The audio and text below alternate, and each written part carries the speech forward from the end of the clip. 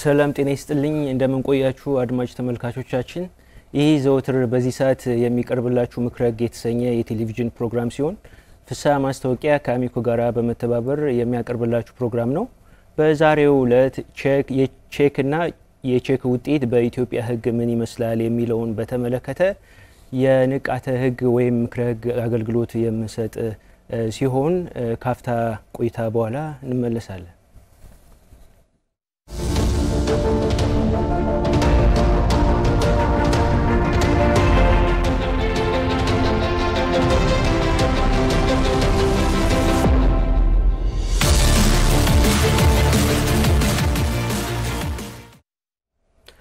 በዛሬው የቼክ በኢትዮጵያ ህግ ምን ይመስላል የሚለውን በተመለከተ የምክረ ህግ አገልግሎት እዚሁ ስቱዲዮ ላይ በቀጥታ ስርጭት የሚሰጡን ጠበቃና የህግ አማካሪ የሆኑት አቶ ማርቆስ ጸጋዬ ሻነው ናቸው።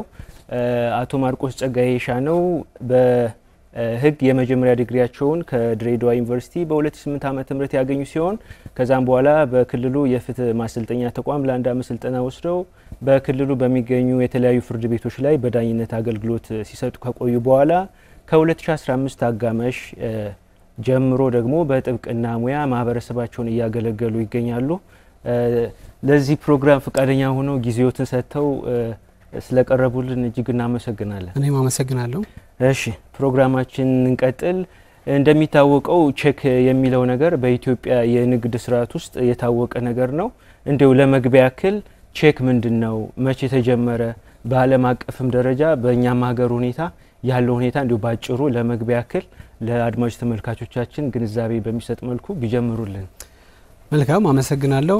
እንግዲህ ቼክ ማለት በመሰረቱ የንግድ ሰነድ ነው። የንግድ ሰነድ ሲባል ብዙ አይነት የንግድ ሰነዶች አሉ።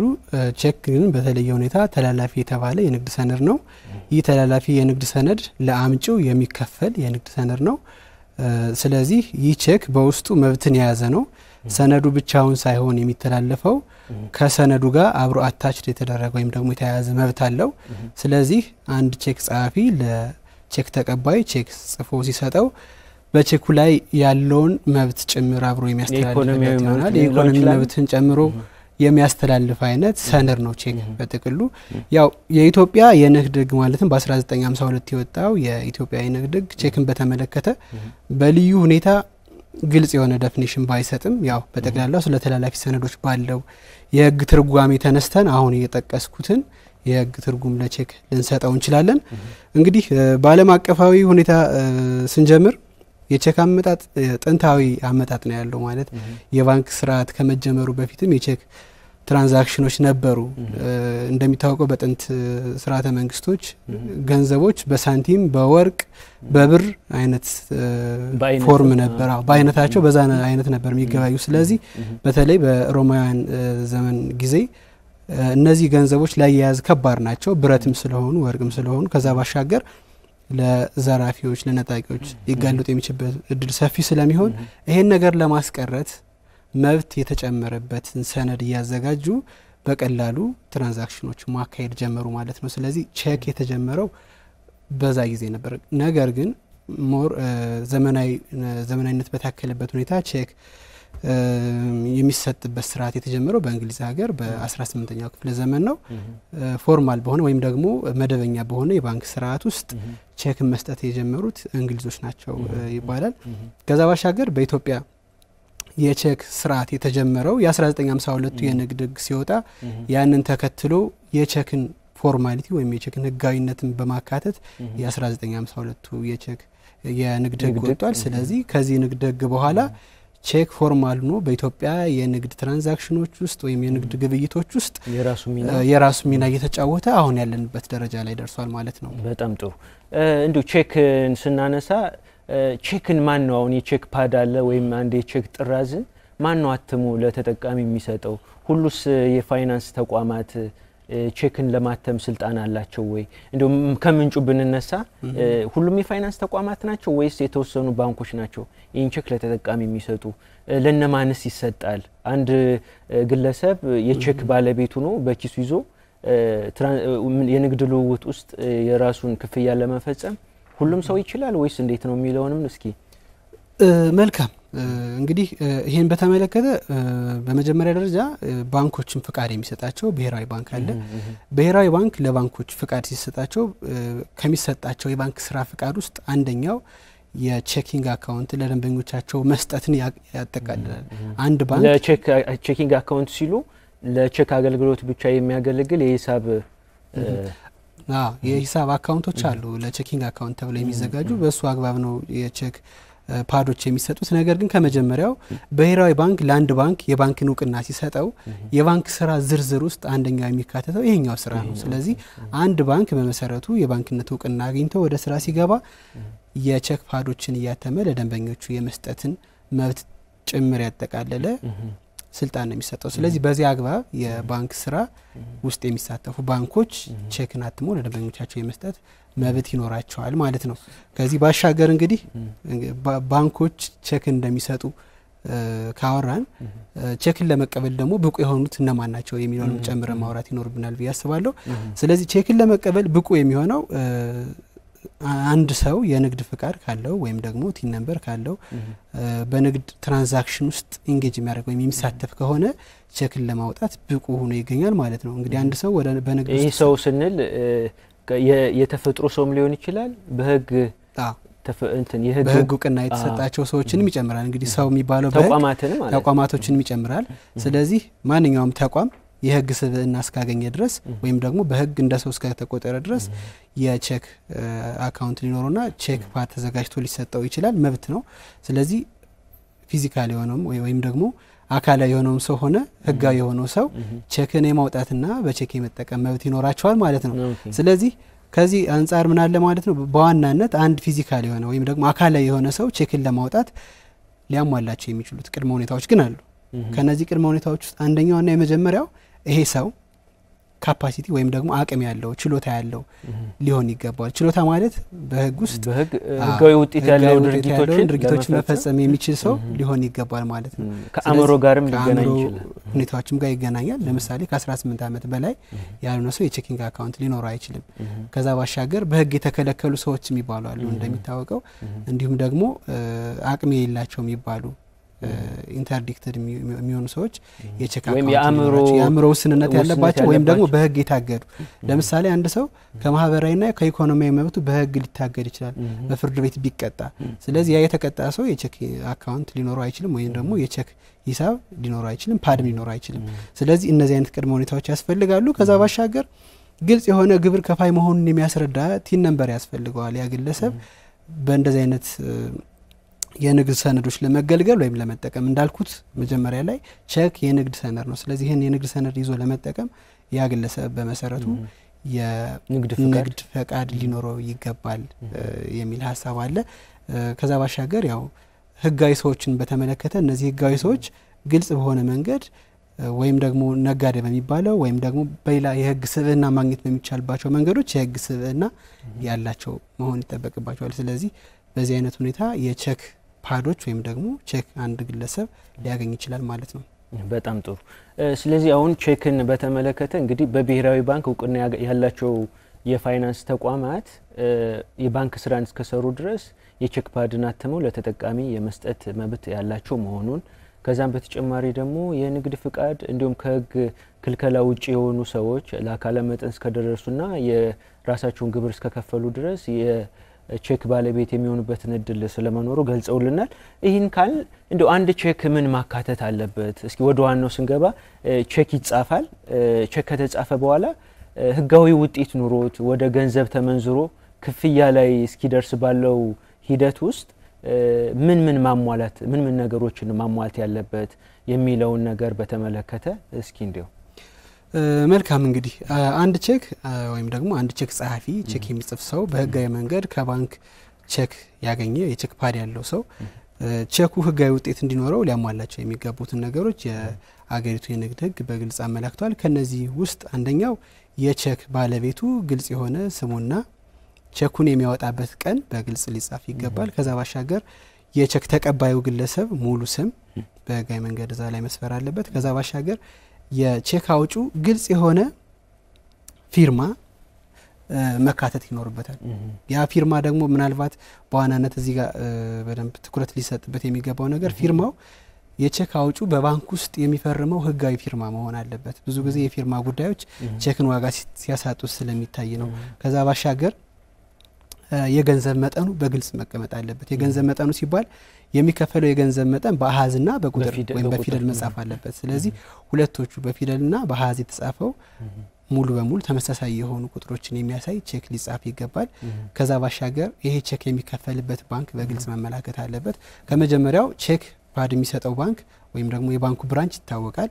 ስለዚህ ያ የባንክ ብራንች የሰጠውን ፓድ በተመለከተ እያንዳንዷን የቼክ ግንጣይ ወይም ደግሞ የቼክ ሰነድ ምትባለውን አንድ ግለሰብ ከተጻፈለት በኋላ ያንን ቼክ የሚወስደው ግለሰብ ክፍያ የሚፈጸምለት ባንክ መመላከት ይኖርበታል። በመሰረቱ አሁን ላይ ባለው አሰራር አንድ ባንክ ይሄ ቼክ ከተጻፈ በኋላ በማንኛውም የባንኩ ብራንቾች ውስጥ ሄዶ ወይም ደግሞ ቅርንጫፎች ውስጥ ሄዶ ይሄ ቼክ የተጻፈለት ግለሰብ ክፍያውን መቀበል ወይም መውሰድ ይችላል በዛው ባንክ ቅርንጫፎች። ስለዚህ ጊዜና ቦታ እንዲሁም ደግሞ የቼክ ጸሐፊው ግልጽ የሆነ ሙሉ ስሙ የተቀባዩ ሙሉ ስም ያለበት ፊርማው ግልጽ የሆነ የቼክ ጸሐፊው ፊርማ የተካተተበት ያልተጎዳ በግልጽ የሚነበብ ቼክን ይዞ ወደ ባንክ መሄድ ይኖርበታል ለምንዛሬ ማለት ነው። ስለዚህ እዚህ እግረ መንገዱን አቶ ማርቆስ አሁን ኢትስዊች ሲባል እንሰማለን። ኤቲኤሞች ካንዱ ኤቲኤም ማሽን ወደ ሌላኛው የኤቲኤም ማሽን ገንዘብ በማዘዝ ማውጣት ትራንዛክት ማድረግ ወይም መቀበል እንደሚቻል አሁን ላይ ባለው የንግድ ሁኔታ መረዳት እንችላለን። በከዚህ አንፃር ለምሳሌ አንድ የግል ባንክ የሰጠውን ቼክ ወደ ሌላኛው የግል ባንክ በማምጣት ምንዛሪ ማግኘት ይቻላል ወይም ገንዘቡ ክፍያ እንዲከፈል ማድረግ ይቻላል ወይ? አንደኛው። ሌላኛው ደግሞ እንዴ ለምሳሌ አሁን እንደ ንግድ ባንክ አይነት ተቋማት ደቡብ ሱዳን ላይ ብራንች ያላቸው ይመስለኛል ወይም ሌሎችም እንደዚሁ ሊኖራቸው ይችላል። ስለዚህ ሌላ ሀገር ላይ የተጻፈ ቼክ በእኛ ሀገር ውስጥ በማምጣት ክፍያ እንዲከናወን ማድረግ ይቻላል ወይ የሚሉ ሁለት ነጥቦችን እስኪ በዚሁ ዳሱን። መልካም እንግዲህ በመሰረቱ ቼክ ቅድም እንደተነጋገርነው ተላላፊ ሰነድ ነው። ከግለሰቦች ወደ ሌላ ግለሰቦች መብትን ይዞ የሚተላለፍ ሰነድ ነው። ስለዚህ አንድ ባንክ ላይ የወጣ የቼክ ፓድን የያዘ ግለሰብ የሚሰጠው ወይም የሚያስተላልፈው እዛው ባንክ ውስጥ ባለው ገንዘብ ልክ ያለው መብት ነው የሚያስተላልፈው ሌላኛው ግለሰብ። ስለዚህ እስካሁን ባለው ሁኔታ በኢትዮጵያ የባንክ አሰራር ውስጥ ወይም ደግሞ በኢትዮጵያ ሕግ ውስጥ አንድ ቼክ ላይ ወይም አንድ ቼክ የተጻፈለት ግለሰብ እዛው ባንክ ውስጥ ለምሳሌ በኢትዮጵያ ንግድ ባንክ ቼክ የተጻፈለት ግለሰብ በኢትዮጵያ ንግድ ባንክ ባሉት ማንኛውም ብራንቾች ሄዶ ገንዘቡን ማውጣትና መጠቀም ይችላል። ይሄን የሚከለክለው ሕግ የለም።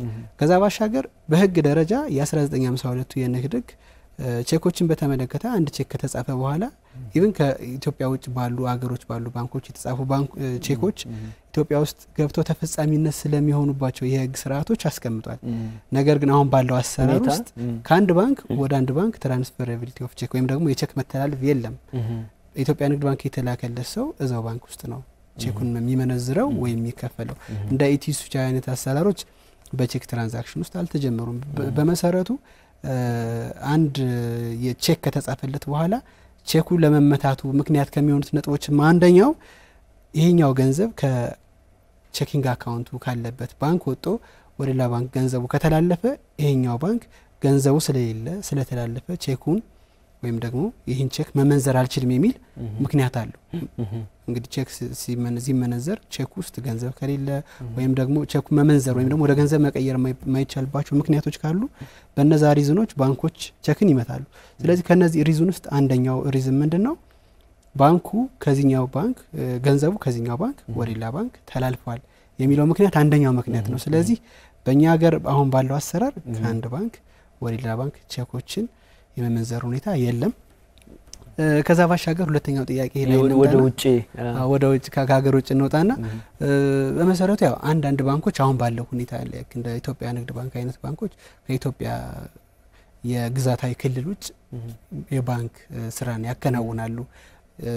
ለምሳሌ በጅቡቲ በደቡብ ሱዳን የባንክ ቅርንጫፎች እንዳላቸው በመረጃ ደረጃ እንሰማለን። ስለዚህ እዛ ሀገር ባለ የንግድ ባንክ ቅርንጫፍ ውስጥ የተጻፈ ቼክ ቢኖር ወይም ደግሞ እዛ ባለ ባንክ የቼክ ፓድ የተሰጠው የቼኪንግ አካውንት ያለው ግለሰብ ያወጣው ቼክ በምን አግባብ ሊመነዘር ይችላል የሚለው አንደኛው ነጥብ ነው። እንግዲህ የዚህ ምንዛሬ በተመለከተ በመሰረቱ ይሄኛው አካውንት ያለው ግለሰብ ካወጣው በኋላ እዛው ባለበት ሀገር ውስጥ ሆኖ ነው እንግዲህ ቼክ የሚጽፈው። ወደ ኢትዮጵያ ከመጣን በኋላ መጻፍ ይችላል። ግን ባለበት ሀገር ነው ከጻፈው በቀን አቆጣጠር ደረጃ ለምሳሌ ልዩነቶች ይመጣሉ።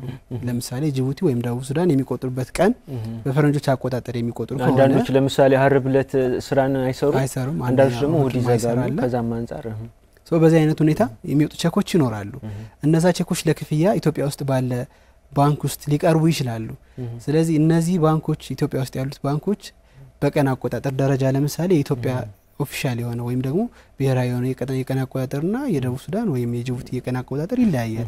ስለዚህ ቼክ ውስጥ የሚመታው በምን አይነት ግራውንድ ነው፣ በየትኛው የቀን አቆጣጠር ነው የቼክ የይርጋ ጊዜው የሚቆጠረው የሚለው ትንሽ አወዛጋቢ ነገር ይኖራል። ነገር ግን የ1952 የንግድ ህግ ክፍት ነው ለእንደዚህ አይነት አሰራሮች በደንብ ክፍት ነው። ዘመኑን የቀደመ ዘመኑን ያጅ የሚባል አይነት የንግድ ህግ ነው ያለንና በዚህኛው የንግድ ህግ ምንድነው የሚለው አሁንም እኮ አዲሱ የንግድ ህግ ሲወጣ ካልተሻሻሉ የህግ ክፍሎች አንዱ የቼክና የተላላፊ መብቶች ወይም የተላላፊ ሰነዶች ህግ ነው ያልተሻሻሉ። ስለዚህ ከዚህ አንፃር ከደቡብ ሱዳን ወይም ከጅቡቲ ተጽፎለት ኢትዮጵያ ውስጥ ለምንዛሬ የሚመጣ ሰው የቀን አቆጣጠሩ በኢትዮጵያ የቀን አቆጣጠር መሰረት ተደርጎ ገንዘቡ ይከፈለዋል። የይርጋ ጊዜውም ታሳቢ የሚደረገው ለክፍያ ወይም ደግሞ ለምንዛሬ በቀረበበት ባንክ የክፍያ የይርጋ አሰላሉ ይሰላል ማለት ነው። ስለዚህ በመሰረቱ ተፈጻሚ የሆነው ኢትዮጵያ ላይ ለምንዛሬ የቀረበበት ባንክ ነው። ኢትዮጵያ ውስጥ የተጻፈ ቼክም ወደ ሱዳን ወይም ወደ ጅቡቲ ቢሄድ ይሄኛው ቼክን በተመለከተ ምንዛሬ የሚጠየቀው እዛኛው ሀገር ወይም ደግሞ ምንዛሬውን ወይም ክፍያውን በሚከፍለው ሀገር ቅርንጫፍ ወይም ባንክ ባለበት አግባብ ነው የይርጋ ጊዜው የሚሰላው። አሰራሩን በዛ አግባብ ነው የሚሄደው። ከዚህ ጋር በተያያዘ በይርጋ ወደ ኋላ በርግጥ እንመጣበታለን። እሺ ከዚህ ጋር በተያያዘ ምናልባት እንግዲህ ኢትዮጵያ የውጭ ባንኮችን ወደ ኢትዮጵያ ገብተው የባንክ ስራ ላይ እንዲሰማሩ የሚፈቅድ ህግ አጽድቃለች። ስለዚህ ከዚህ ህግ አንፃር ደቡብ ሱዳን ወይም ደግሞ ኬንያ ወይም ናይጄሪያ ወይም እንግሊዝ ሀገር የባንክ ብራንች ያለው ባንክ ኢትዮጵያ ውስጥ መጥቶ የባንክ ስራን ያከናውናል። ስለዚህ ኢትዮጵያ ውስጥ የተጻፉ ቼኮች እዚህኛው የባንክ ቅርንጫፍ ውስጥ ኬንያ ውስጥ ወይም ናይጄሪያ ውስጥ የሚመነዘርበት ሁኔታ ይኖራል። ለወደፊቱ ይኖራል። እነዚህ ባንኮች ወደ ኢትዮጵያ የሚመጡ ከሆነ ማለት ነው ዓለም አቀፍ የንግድ ድርጅቶች አባል ከሚደረገው አንዱ መስፈርትም እሱ ስለሆነ ስለዚህ እነዚህ ምንዛሬዎችን በተመለከተ በውጭ ምንዛሬ የሚጻፉ ቼኮችን በተመለከተ በምን አግባብ ይፈጸማሉ የሚለውን በተመለከተ የንግድ ህጋችን አሁን በደንብ ክፍት ነው። በውጭ ምንዛሬ የተጻፉ ቼኮችን ወይም በኢትዮጵያ ተጽፈው በውጭ ሀገር የሚከፈሉ ቼኮችን በተመለከተ ንግድ ህግ ውስጥ የተካተቱ ህጎች አሉ። ስለዚህ እነዚህ ባንኮች ወደ ኢትዮጵያ ቢመጡም ያሰራር ሁኔታው ሊሆን የሚችለው በዚህ የንግድ ህግ ስለ ቼክ በተመለከተው ድንጋጌ አግባብ ነው የሚሆነው። ስለዚህ ከዚህ አንፃርም ያን ያክል የንግድ ህጉ ክፍተት አለበት ብዬ አላምንም። በዚህ አግባብ ይስተናገዳል። በጣም ጥሩ። እንደው በቀጣይ አሁን ቼክ ላይ የሚጻፉ የኢኮኖሚ ጥቅሞች አሉ። ለምሳሌ ይሄን ያክል ብር ለአቶ ከሌ ወይም ለወይዘሮ ከሊት ይከፈል የሚል ሰነድ ነው በጠቅለል ስናደርገው። ስለዚህ የተጻፈው የገንዘብ መጠን ሁሉ ለተጻፈለት ሰው ይከፈላል ወይ? ጻፊውስ ወገን በመሃል ክፍያው ከመፈጸሙ በፊት ክፍያው እንዳይፈጸም የሚያደርግበት እድል አለ ወይ? ከዚህ አንፃር እንደው የብሔራዊ ባንክ ካወጣው መመሪያ አንፃር በባለፈው አመት አዲስ መመሪያ ወጥቷል። መመሪያ ቁጥር 64 2016 የሚልና ከዚህ አንፃር አያይዞ እንደው መብቶች ሁሉ በቼክ የተጻፉ መብቶች ሁሉ ወዲያውኑ ክፍያ ይፈጸምባቸዋል አይፈጸምባቸውም? ካልተፈጸመባቸው ቅድመ ሁኔታዎቹ ምንድናቸው? ባንኮችስ የቀረበላቸውን ቼክ በሙሉ ክፍያ ይፈጽማሉ ወይስ የማይፈጽሙበትን ቅድመ ሁኔታ አስቀምጠው ከዛ አንፃር መከልከል ይችላሉ ወይስ አይችሉም? ይሁን እስኪ ከዚህ አንፃር ሰፋ አድርገው ያብራሩል። መልካም። እንግዲህ ባንክ ላይ ወይም ደግሞ ቼክ ላይ የሚጻፉ ሁኔታዎችን በተመለከተ የንግድ ህጉ በግልጽ አስቀምጧል። እዚህ ቼክ ላይ ምን መጻፍ አለባቸው፣ ተጠቃሚ የሆነው ግለሰብ እዚህ ቼክ ላይ በተጻፉት የትኞቹ ጥቅሞች ላይ ነው መብትና ጥቅም የሚያገኝ የሚለውን የንግድ ህጉ በግልጽ አስቀምጧል። ከነዛ ውስጥ አንደኛው ለምሳሌ ጥቅምን በተመለከተ ከሆነ ገንዘብ በአንደኛው ግለሰብ እጅ ሲገባ ወለድ ለምሳሌ ይኖራል። ቼክ ለምሳሌ እንደ ንግድ ሰነድነቱ ወለድና ካቶ የሚሰነድ አይደለም። አንድ ቼክ የተጻፈለት ሰው የሚተላለፍለት በቼኩ ላይ የተጻፈው የገንዘብ መጠን በተመለከተ ቀጥታ ያንን ገንዘብ በምንዛሬ ደረጃ ያገኛል። ምክንያቱም ይሄኛው የገንዘብ ሰነድ ወይም ደግሞ የቼክ ሰነድ የሚከፈለው ሙሉ በሙሉ በገንዘቡ ላይ ወይም ደግሞ በቼኩ ላይ የተጻፈውን የገንዘብ መጠን ብቻ ነው። ስለዚህ የወለድ ምጣኔውን አስልቶ ለምሳሌ አንድ ግለሰብ ከ9% ወለድ ጋር ይከፈለው የሚል ቼኩ ላይ ቢጻፍ ቼክ ጻፊ ያንን ቢጽፍ በባንክ በኩል ክፍያ ሊፈጸም ይችላል የሚለው በተመለከተ ይሄ ክፍያ ሊፈጸም አይችልም። ቼክ ሁኔታዎችን ወይም ደግሞ ቅድመ ሁኔታዎችን አስቀምጠን የንግድ ልውውጥ የምናደርግበት ሰነድ አይደለም። ምንም አይነት ቅድመ ሁኔታዎች በቼክ ላይ መጻፍ አይኖርባቸውም የቼክ ወይም ደግሞ የሚከፈለው የገንዘብ መጠን ከመጥቀስ ውጭ።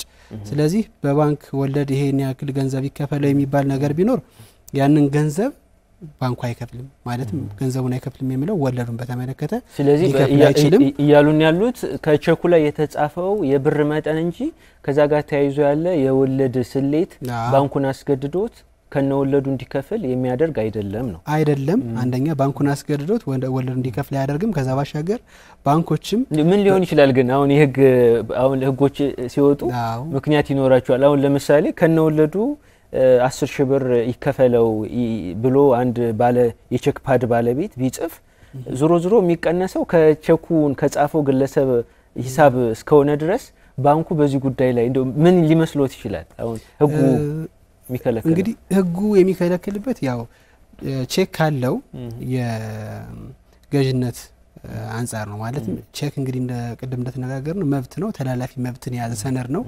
ይሄም ተላላፊ መብት የያዘ ሰነድ ብዙ ጊዜ የምንጠቀምበት ለትራንዛክሽን አመች እንዲሆን ነው። ለምሳሌ 2 ሚሊዮን ብር በእጄ ይዤ ብሄድ ያን 2 ሚሊዮን ብር ለመሸከም በጣም አስቸጋሪ እንደሚሆን ይታወቃል።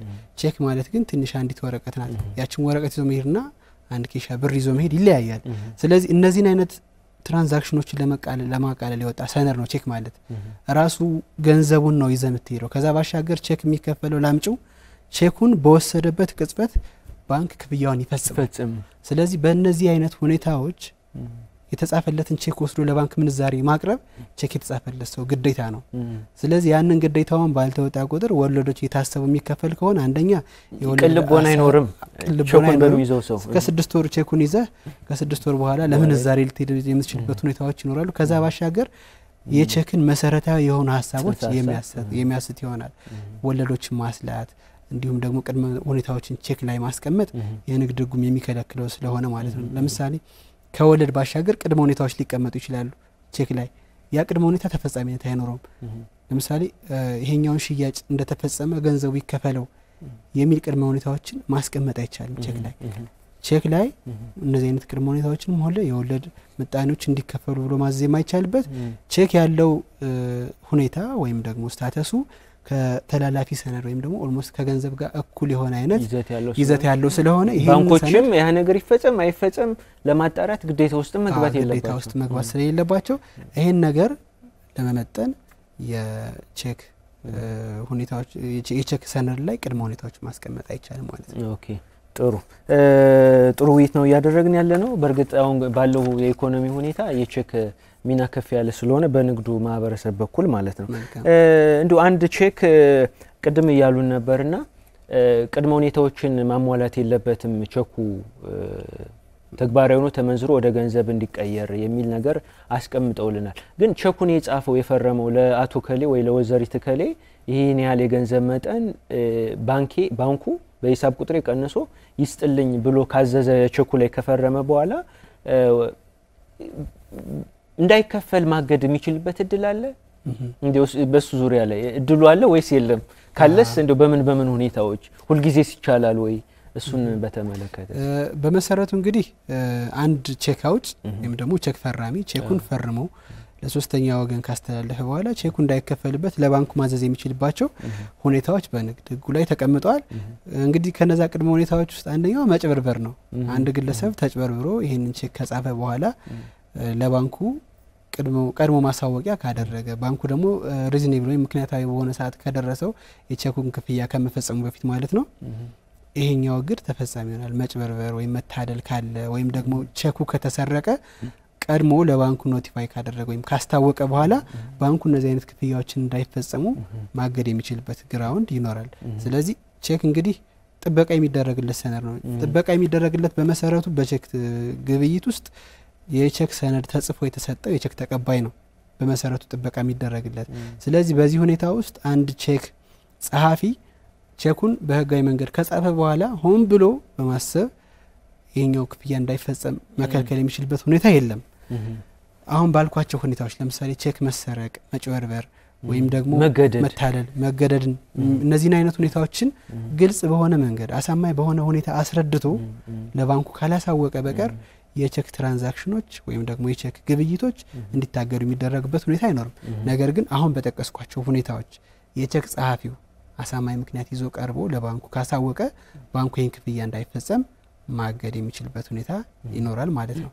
ከዛ ቀጥል ጥያቄ ከዚህ ጋር ተያይዞ አሁን እርሶ ካነሱት ነጥብ ጋር ተያይዞ ቅድም የጠቀስኩት የብሔራዊ ባንክ መመሪያ ቁጥር 64 2016 ላይ የወጣው በአንቀጽ 5 ላይ አንዳንድ ነገሮችን አስቀምጧል። አሁን ቼክ ከፈርመው ከሰጡ በኋላ የገንዘብ ባለቤቶች ባቋራጭ ሄደው ባንኩን ክፍያ እንዳይፈጽም የሚሉበት እድል ሁሉ ጊዜ ተግባራዊ መሆን የለበትም። ምክንያቱም ደረቅ ቼክ ወይም ከአካውንታቸው ላይ ከሂሳብ ቁጥራቸው ላይ በቂ ገንዘብ ሳይኖር ቼኩ ስላላቸው ብቻ ይሄን ያህል ገንዘብ ይከፈለው ብሎ ከጻፉ በኋላ በደረቅ ቼክ መጻፍ ላለመጠየቅ ባቋራጭ ስለሚሄዱ ቅድም እርሶ ያነሷቸውን ነጥቦች በተለይ በዋናነት ሁለት ነጥቦች አንደኛው መጭበርበር ነው፣ ሁለተኛው መገደድ ነው ወይ መታለል ነው።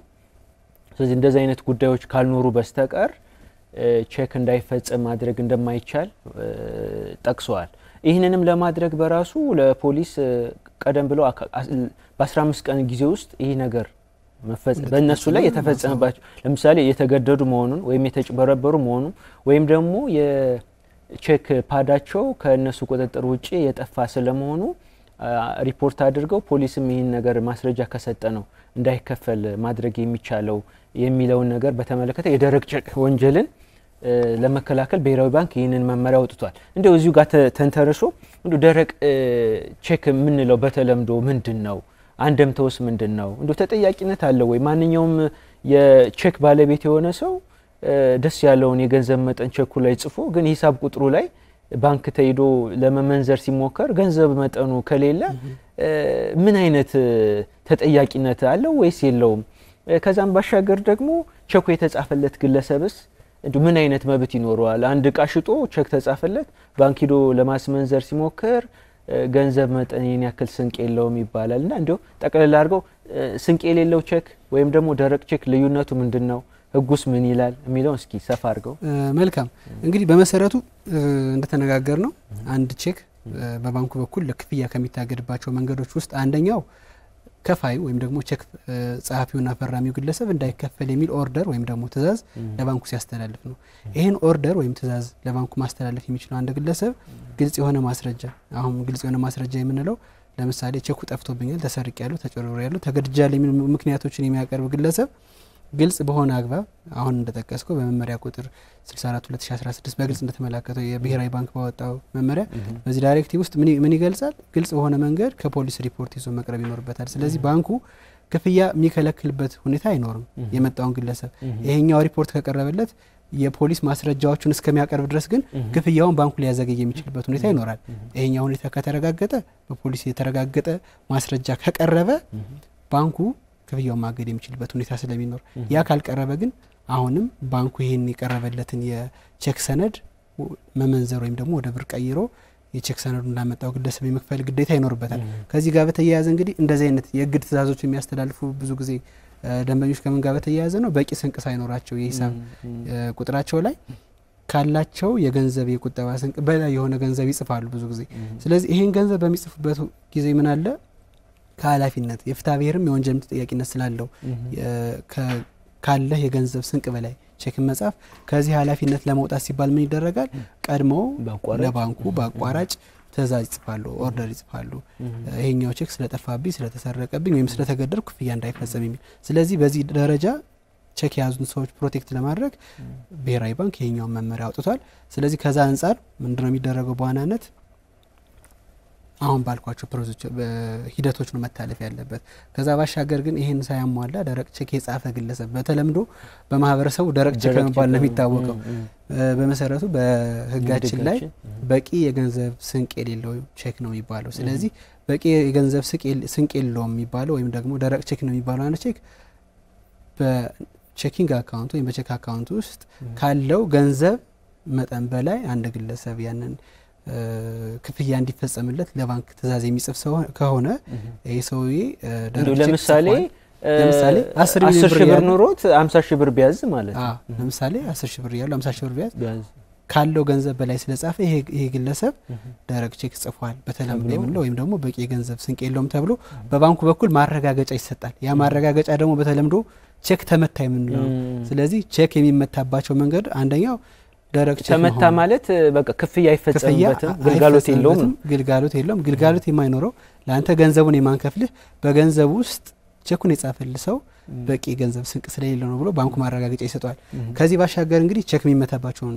ነጥቦች በዛው ለመንካት አንደኛው የፊርማ ተመሳሳይነት ከሌለ ቼክ አይመታም ያ ማለት የቼክ አይመታም ወይም ለምንዛሬ ገንዘብ አይከፈልህም ምንድነው ይሄ ማለት የቼክ ፈራሚው በባንክ ውስጥ የፊርማ ናሙናዎች አሉት ይሄን ቼክ ሲያወጣ ከመጀመሪያ የሰጣቸው የፊርማ ናሙናዎች ስለዚህ በሚሰጠው የቼክ ሰነድ ውስጥ ቼክ ተቀባዩ በሚይዘው የቼክ ሰነድ ውስጥ የሰጠው የመጀመሪያ የፊርማ ናሙናና አንተ በያስከው የቼክ ሰነድ ውስጥ ተመሳሳይ ያለው ፊርማ ሊኖር ይገባል ለምሳሌ ፊርማ ለመመሳሰል ቢኖር ሙሉ በሙሉ ክፍያ አይፈጸምም ወይም ቼኩ አይመነዘርም ከዛ ባሻገር የአሃዝና የቁጥር መለያየት በቼኩ ላይ የተጻፈው በፊደል የተጻፈው ገንዘብና በአሃዝ የተጻፈው መለያየት ካመጣ ያ ደግሞ በምክንያታዊ ጥርጣሬ መጨበርበርን የሚያሳይ ወይም ደግሞ ቼኩን ዲስክሬዲት ወይም ደግሞ ዋጋ ሊያሳጣ የሚችል ከሆነ ባንኩ አሁንም በዚህ ምክንያት የቼክ ምንዛሬው ሊሰጥ አይችልም ስለዚህ እነዚህ ነገሮች እንደው እዚህ ጋር አቶ ማርቆስ አቋረጥ በአሃዝና በቁጥር ሲሆን አንዳንዴ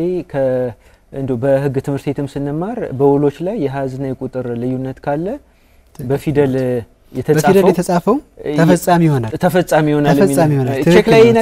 ቼክ ላይ ይሄ ነገር ተፈጻሚነት አለው ነገር ግን ምን አለ እንደዛም ሆኖ ግን ጥርጣሬ የሚያጭር ከሆነ የቼክ ግብይት በዋናነት የገንዘብ ግብይት ነው በጣም ሴንሲቲቭ የሆነ ኢሹ ነው ስለዚህ ከዚህ ግብይት አንፃር በዋናነት ምንድነው የሚደረገው ባንኮች ምክንያታዊ ጥርጣሬ የሚፈጥርባቸው ከሆነ የገንዘብና የአሃዝና የፊደል ልዩነት ካለ ክፍያን ፈጽመው ማለት ዝንባሌያቸው ከፍተኛ ነው ያ አንደኛ ቼክ አውጪውን የመጠበቅ ግዴታም ስላለባቸው ነው ባንካቸውን የመጠበቅ ግዴታ አለባቸው ስለዚህ ከዛ አንፃር ክፍያን ፈጽም ይላሉ ቼኩ እንዲስተካከልም ሪኮመንድ ወይም ደግሞ ምክር ሐሳብ ይሰጣሉ ከዛ ባሻገር ግን ያን ያክል አጠራጣሪ ከሌለ አጠራጣሪ ነገር ከሌለ የገንዘብ ልዩነቱ ያን ያክል ካጻጻፍ ስተት የመነጨ መሆኑን መረዳት የሚችሉ ከሆነ በፊደል የተጻፈውን የገንዘብ መጠን መክፈል ይችላሉ ያንን ሲከፍሉ ግን እነሱ ላይ ኃላፊነት በማያመጣ መልኩ መሆን አለበት ባንኮቹ ላይ ኃላፊነት ሊያስከትል የሚችል ግልጽ የሆነ ስተት እንዲሰሩ የሚያደርጋቸው ከሆነ ክፍያውን አለመፈጸም የተሻለ ነው ክፍያውን አለመፈጸም ይመከራል በዋናነት ከባንክ ጋር አሁን ያለው ህግ በደንብ ጠበቅ ያለ ስለሆነ ከቼክ ጋር በተያያዘ ብዙ መጨረሮች ስላሉ አለመክፈሉ የተሻለ መንገድ ነው ህጉ ግን አትክፈል የሚል ድንጋጌ የለውም ባንኩም ምንዛሬ አልሰጥም ወይም ደግሞ የገንዘቡ ምንዛሬ አልሰጥም ከሚልባቸው መንገዶች አንደኛው የአሃዝና የቁጥር መለያየት እንዳንድ ምክንያት ሊሆን ይችላል ለመቃወም ክፍያውን ለመቃወም ሪጀክት ለማድረግ ምንዛሬው ላለመስጠት እንደው ከተመታለት አሁን እንደው ቅድም እርሶ የተጠቀሙት ቃል አለና ቼኩ ተመታ ይባላል ያ ማለት ክፍያ አይፈጸምበትም ከዚህ በኋላ ሪጀክትድ ሆኗል ወይም ደግሞ ውድቅ ሆኗል የሚለውን ቃል ይስተካከለው ይችላል እንደዛ ሲሆን ቼክ የተጻፈለት ሰው ምን አይነት መብት ሊኖረው ይችላል ሄድና አውጣ ተብሏል ግብይት የሆነ ቦታ ላይ ፈጽሟል ሲሄድ ደግሞ ባንኩም ክፍያ አልፈጸመለትም ስለዚህ እንደዚህ አይነት ሁኔታ ላይ ሲሆን ምን አይነት መብት ሊኖረው ይችላል መልካም እንግዲህ አንድ ሰው ቼክ አስመታ በኋላ በተለመደው ቋንቋ እንጠቀምና ቼክ አስመታ በኋላ ቀጣይ የሚሆኑት ሂደቶች ምንድናቸው በቂ ገንዘብ ስንቅ ከሌለው በዛ ቼክ ውስጥ ይሄኛው ግለሰብ ቀጣይ የሆኑት እርምጃዎች ምንድናቸው የሚሆነው በተመለከተ አንደኛ ፍትሐብሔራዊ እርምጃ አለ ሁለተኛ የወንጀል እርምጃዎች መውሰድ ይችላል ከወንጀል ህግ አንፃር ማለት ነው ፍትሐብሔራዊ የምንላቸው ይሄ በቂ ስንቅ ለምሳሌ በሌለው ሁኔታ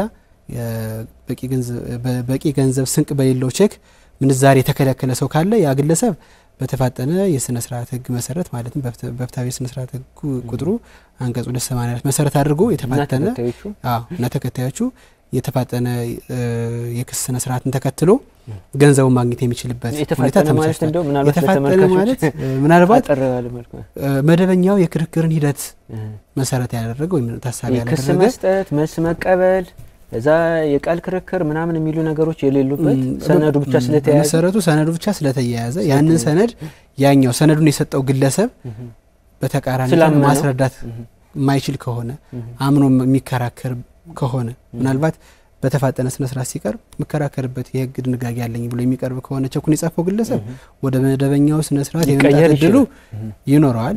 ያው መጥሪያው ከደረሰው በኋላ ግን የሚያስፈቅድበት ያን ነገር ማስተባበል የሚችልበት በቂ የህግና የማስረጃ መከራከሪያዎች ከሌሉት ሪጀክት ተደርጎ ቀጥታ ውሳኔ ይሰጥበታል ማለት ነው። ስለዚህ እንደሚታወቀው በፍርድ ቤት ሂደት ውስጥ አንድ ጉዳይ ከክስ መመስረት ጀምሮ ውሳኔ እስከሚያገኝ ድረስ ያሉት ሂደቶች ረጅም ናቸው። ቼክን በተመለከተ ግን ካለው የቼክ ተፈጥሯዊ ጠባይ አንፃር ምንድነው የሚደረገው? በመሰረቱ በተፋጠነ የስነ ስርዓት ህግ መሰረት ተደርጎ አንድ ግለሰብ ማግኘት ያለበትን ገንዘብ በተፋጠነ ሁኔታ ማግኘት ይኖርበታል። በተፋጠነ ሁኔታ ሲያገኝ ደግሞ ምንን ይጨምራል ከተባለ አንደኛ እንግዲህ ቼኩ ላይ በሰነድነት ደረጃ የወለድ ምጣኔዎች አይጠቀሱም። ነገር ግን ወደ ክስ ምን መጣ ከሆነ ቼኩ ተጽፎ በደረሰብን መጉላላት የሚደርስብን ወለድ ማግኘት ካለብን ወለዱን ጨምረን ወጭና ኪሳራዎቻችን ጨምረን በተፋጠነ ስነ ስርዓት ክስ ማቅረብ የሚችልበት ሁኔታ ይኖራል ማለት ነው። የወንጀል ጥያቄነት በተመለከተ በመሰረቱ የበቂ የቼክ የስንቅ ሳይኖረው ቼክ የጻፈ ሰው ግልጽ የሆነ የወንጀል ጥያቄነት ይኖርበታል። በተለይ የወንጀል ህጋችን አንቀጽ 693 1 እና 2 ላይ በግልጽ እንደተመለከተው አንድ ሰው ሆን ብሎ በቼኪንግ አካውንት ውስጥ በቂ ገንዘብ ስንቅ እንደሌለው ያወቀ ቼክን ጽፎ ሌላ ሶስተኛ ወገን ካስተላለፈ ይሄ ግለሰብ ግልጽ የሆነ ተጠያቂነት ይኖራል። ይሄ ተጠያቂነት ደግሞ ከቀላል እስራት እስከ 10 ዓመት ድረስ የሚያስቀጣ ወንጀል ነው። ቼክን በቂ ገንዘብ ስንቅ ሳይኖረው ቼክን መስጠት። ከዛ ባሻገር ግን በ693 በወንጀል ህጋችን 693 ህዝባር 2 ላይ በቸልተኝነት የሚሰጡ ቼኮችን በተመለከተ የተቀመጠ ድንጋጌዎች አሉ። ያ በቸልተኝነት ቼክ እንዴት ይሰጣል የሚለውን በተመለከተ ሰፊ የሆነ የህግ አርጊመንት ወይም ደግሞ መከራከሪያ አድማሱ ሰፊ ቢሆንም በመሰረቱ ግን በቸልተኝነት አንድ ቼክ ተሰጠ ሊባል የሚችለው ለምሳሌ አሁን ላይ በቅርብ ጊዜ የመጡ የቼክ እንትኖች አሉ። የቼክ ልምምዶች የቼክ ካለው የቢዝነስ ትራንዛክሽን አንፃር ለዋስትና ለካፒታል መዋጮ የሚሰጡ የቼክ አማውንቶች አሉ። ስለዚህ እነሱን በተመለከተ አንድ ግለሰብ በቂ ስንቅ ባይኖረውም የሚከፈልበትን ቀን ስፔሲፋይ አድርጎ አሁን ላይ ለምንዛሬ የሚሄድበት ጊዜ በቂ ስንቅ ባይኖረውም ለካፒታል መዋጮ ለዋስትናነት በሚያስይዝበት ጊዜ ሙሉ በሙሉ የወንጀል ተጠያቂነት የለውም ማለት አይቻልም። ሪሰንትሊ የፌደራል ሰበር ሰሚ ችሎት በ7 ዳኞች የሰጠው ግልጽ የህግ ትርጉም አለ። እሱ የህግ ትርጉም ላይ ሙሉ በሙሉ የወንጀል ኃላፊነት አያስከትልም ለማለት ሳይሆን ያ የህግ ለዋስትና ዓላማ የተሰጠ ቼክ አለ። ያንን ቼክ መሰረት አድርጎ የሚቀርብን ክስ በተመለከተ የሀሳብ ክፍሉን በተመለከተ ኢንቴንሽናል የሚባለው ሆን ተብሎ የወንጀል ክፍል አሟልቷል ማለት አንደኛው ክፍል የሆነው እሱን ሊያሟላ ስለማይችል ምናልባት ከዛ ወርደን በቸልተኝነት እንግዲህ አንድ ቼክ ሊያስቀጣ የሚችለው በቀላል እስራት ነው። ቀላል እስራቱ እንግዲህ ከ10 ቀን ጀምሮ ሊያስቀጣ ይችላል። ነገር ግን ስቲል ለዋስትና የተሰጠ ቼክ ሙሉ በሙሉ ያስቀጣ ማለት አይደለም። የሚያስቀጣበት ሁኔታ አለ። የሀሳብ ክፍሉ ምንድነው ግን ቸልተኝነት በሚባለው ተጠቃሎ 693 ህዝባር 2 ባካተተ መልኩ ነው የቅጣት ውሳኔ ሊሰጥ የሚገባው የሚል ሀሳብ ያላቸው ሰዎች አሉ። እንደ ሀሳብ ደግሞ ሙሉ በሙሉ የዋስትና ቼክ ከሆነ የዋስትና ቼክ የፍትሐብሔር ቅጣትን ያስከትል የወንጀል ቅጣትን ያስከትል በጣም ጥሩ ሀሳቦች አሉ። አቶ ማርቆስ በቂ ማብራሪያ እየሰጡን ያሉት በጣም እናመሰግናለን። በሌላ ጉዳይ ላይ ደግሞ ቼክ ጋር ተያይዞ የይርጋ ጉዳዮች ምን ይመስላሉ? እንደው አጠር ባለ መልኩ ይርጋ የሚለውን ሰጠው። ከዛ በኋላ ከቼክ ጋር በተያያዘ ይርጋ አለ ወይስ የለም? ካለስ ምን ያክል ጊዜ ነው? ይርጋው ካለፈ በኋላ የሚኖረው ውጤት አጠር ባለ መልኩ እስኪ። መልካም እንግዲህ ይርጋ ማለት በመሰረቱ አንድ ግለሰብ ያን መብት ኤክሰርሳይዝ ወይም እንዲጠቀምበት ከተሰጠው ጊዜ ጀምሮ መብቱ መጠቀም ያለበት ጊዜ ማለት ነው ይርጋ ማለት። ስለዚህ አንድ ግለሰብ ቼክ ከተጻፈለት ጊዜ ጀምሮ በምን ያክል ጊዜ ያን መብቱ መጠቀም ይችላል ወይም ደግሞ ለምን ያክል ጊዜ ያ መብቱ እጁ ላይ ይቆያል የሚል ጽንሰ ሀሳብ ነው። ስለዚህ በመሰረቱ አንድ ግለሰብ ቼክ ከተጻፈለት በኋላ በ6 ወር ጊዜ ውስጥ ለክፍያ ከተጻፈለት ቀን ጀምሮ ለ6 ወር በ6 ወር ጊዜ ውስጥ ለባንክ ለምንዛሬ ማቅረብ አለበት። ስለዚህ ለምንዛሬ የሚቀርበው በ6 ወር ጊዜ ውስጥ መሆን አለበት። 6 ወሩ ካለፈ ያ ቼክ ለምንዛሬ መቅረብ አይችልም። በዛ ቼክ ላይ የተጠቀሰው የገንዘብ መጠን ክፍያ አይፈጸምበትም ማለት ነው። ስለዚህ ጊዜውን አስልተው ባንኮቹ አንከፍልም ማለት ይችላሉ። አንደኛው አይከፈልም የሚለው ቼክ የሚመታበት ምክንያት እሱ ነው። ከዛ ጊዜው አልፏል።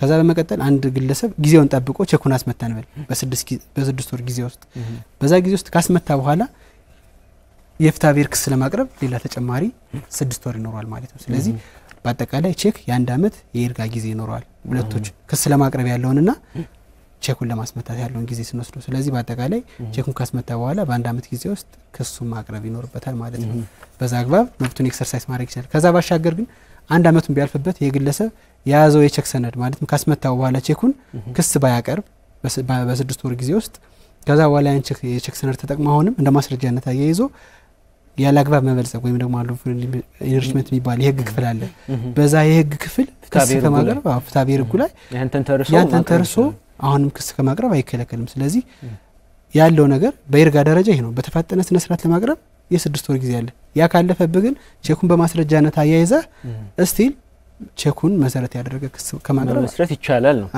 እሺ እንደው ሌላው በተለምዶ እንግዲህ በንግዱ ማህበረሰብ እቁ ጋር ተያይዞ ቼክን በዋስትና የማቅረብ ተለምዶ ያሰራራል እንደው ከህጉ አንፃር በዋስትና መቅረብ ይችላል አይችልም የሚለው ቀደም በተወሰነ ደረጃ የሰበር ውሳኔው በሰባት ዳኛ በቅርብ ጊዜ የተሰጠውን አስገዳጅ ህግ ትርጉም ጠቅሰውልናል እንደው ከዚህ አንፃር ምን ይላሉ መልካም ከዚህ አንፃር በመሰረቱ እንግዲህ ከቼክ ተፈጥሯዊ ሁኔታ አንፃር ስንመለከተው የንግድ ህጉም ቼክን እንደ ተላላፊ መብትን የያዘ ሰነድነት በህግ ክፍላችን ሲያካትተው በመሰረቱ ቼክን ለዋስትና የሚሰጥ ሰነድ ነው አይልም ሙሉ በሙሉ ባለው የህግ ጽንሰ ሐሳብም ከቼክ ውጭ ለዋስትና የሚሰጡ ሌላ ሰነዶች አሉ ተላላፊ የሆኑ ሰነዶች ለምሳሌ እንደ ቃል ኪዳን ሰነድ የሚባለው ፕሮሚሰሪ ኖት የምንላቸው ቦንዶች አሉ የተለያዩ ቦንዶች ስለዚህ እነሱም ቦንዶች መጠቀም የተቻለ ቼክን እንደ ዋስትና መጠቀሙ ተገቢ ነው ብዬ አላምን በመሰረቱ ራሱ ገንዘብ ስለሆነ ራሱ የገንዘብ እኩል የሆነ ቫልዩ ያለው ሰነድ ስለሆነ ከዛ ባሻገር ግን ሪሰንትሊ አሁን በሰበር ውሳኔ በፍትሐ ብሔር ጉዳይ የተሰጠው ውሳኔ አለ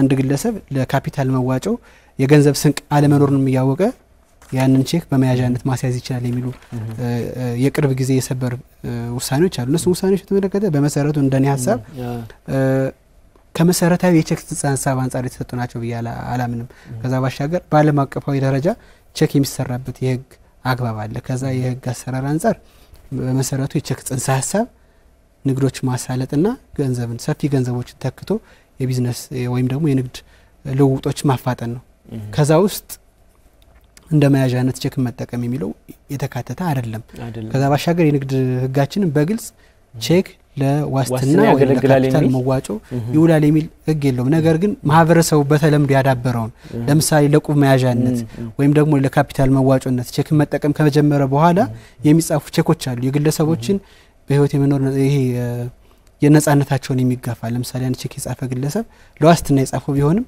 እስከ 10 አመት ድረስ የሚያስቀጣ ስለሆነ ህጉ ኦልሞስት ቅጣቱም ሰፋ ያለ ስለሆነ ይሄንን ነገር በህግ ትርጓሜ ለማሻሻል ወይም ደግሞ ለማድረግ ከማሰብ አንፃር የሰበር ሰሚ ችሎቱ የሰጠው ውሳኔ አለ እሱ ውሳኔ በመሰረቱ በትራንዛክሽን ውስጥ ወይም ደግሞ በቢዝነስ ልውውጡ ውስጥ የትራንዛክሽን ይሄ የዋስትናን ህግ ሰፋ ያደርገዋል ነገር ግን የቼክን መሰረታዊ ጽንሰ ሐሳብ የማጥበብ ቼክን ዋጋ የማሳጣት ሁኔታ ይኖረዋል በግሎት የሰበር ውሳኔው አስገዳጅ ቢሆንም ከንግድ ህጉ አላማና መነሻ ጽንሰ ሐሳብ አንፃር አብሮ የሚሄድ አይደለም ነው ሐሳብ የኔ ሐሳብ በመሰረቱ አሁን እንደነገርኩ ይሄኛው የሰበር ውሳኔ የንግድ ህጉ ካስቀመጠው ለቼክ ከሰጠው ትርጓሜ አንፃር በጣም ሰፍቶ የተተረጎመ ትርጓሜ ነው የተሰጠበት የንግድ ህጉን ሐሳብም ኦልሞስት አሁን ካለው የንግድ ልምምድ አንፃር የመቀየር አይነት ሰፋ ያለ ትርጓሜ ነው የተሰጠበት ስለዚህ ከዚህ አንፃር ምናልባት ከንግድ ህጉ አንፃር ሰፋ ያለ ትርጓሜ ተሰጥቷል የቼክን መሰረታዊ የሆነ